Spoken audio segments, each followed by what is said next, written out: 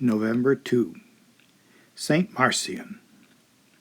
This Syrian saint came from a noble family, but he wanted to give everything up for Christ's sake. He might have just given away his possessions or left his home for a monastery.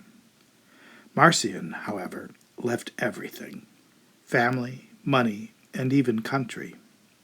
He went to a faraway desert and into the most distant spot in the desert. There he built a low, narrow hut in which he could not even stand up straight.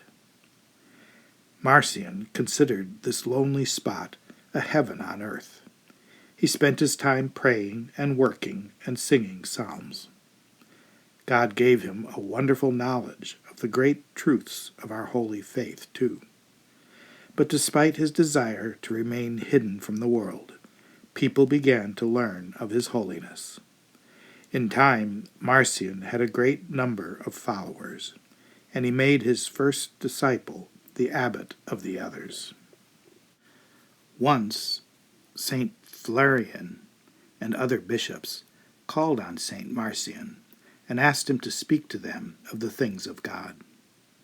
The humble hermit was upset by the high position of his visitors, and he was quiet for a while.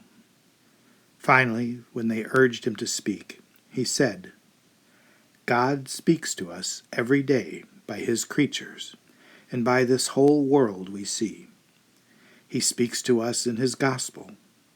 In it he teaches us what we ought to do both for ourselves and for others. What more can Marcian say that can be of use?" Because he worked several miracles, he was called a wonder worker. This he did not like at all. One day a hermit came to ask him to bless some oil to cure a friend's sick daughter. St. Marcian refused rather abruptly, because he did not want to be considered able to work miracles. Yet at that very hour the girl was cured. Because many people were arguing over who should have his body when he died, Marcian told his first disciple to bury it in a secret place. "I will make sure that I have a copy of the gospel for myself, and I will read a page of it every day. The Holy Gospel is the best book, for it tells me all about God."